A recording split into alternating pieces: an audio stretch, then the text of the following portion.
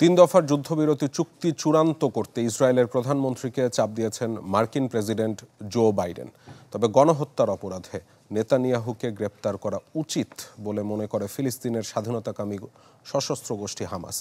Israeli প্রধানমন্ত্রীকে মার্কিন কংগ্রেসে ভাষণের সুযোগ দেওয়ারও সমালোচনা করেছে গোষ্ঠীটি।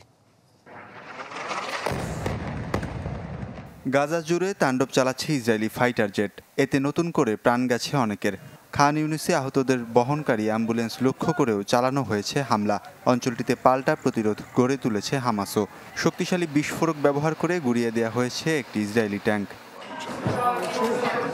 হামাসের সাথে তিন দফার যুদ্ধবিরতি চুক্তি চূড়ান্ত করতে ইসরায়েলের প্রধানমন্ত্রী নেতানিয়াহুকে চাপ দিয়েছেন মার্কিন প্রেসিডেন্ট জো বাইডেন। বৃহস্পতিবার হোয়াইট হাউসে বৈঠকে এ বিষয়ে আলাপ করেন তারা।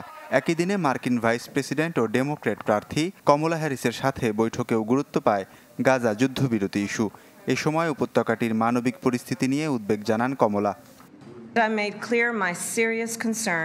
গাজার মানবিক পরিস্থিতি নিয়ে আমরা চিন্তিত।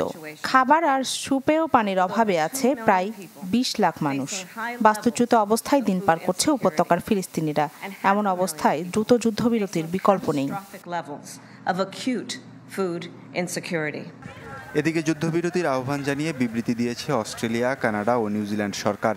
গাজার ভয়াবহ পরিস্থিতির কথা তুলে ধরে বেসামরিক নাগরিকদের সুরক্ষা নিশ্চিতের আহ্বান জানানো হয়। গাজায় আগ্রাসনে ৩৯,০০০-এর বেশি ফিলিস্তিনিকে হত্যার ঘটনায় ইসরায়েলের বিরুদ্ধে বিশ্বজুড়ে বাড়ছে ক্ষোভ।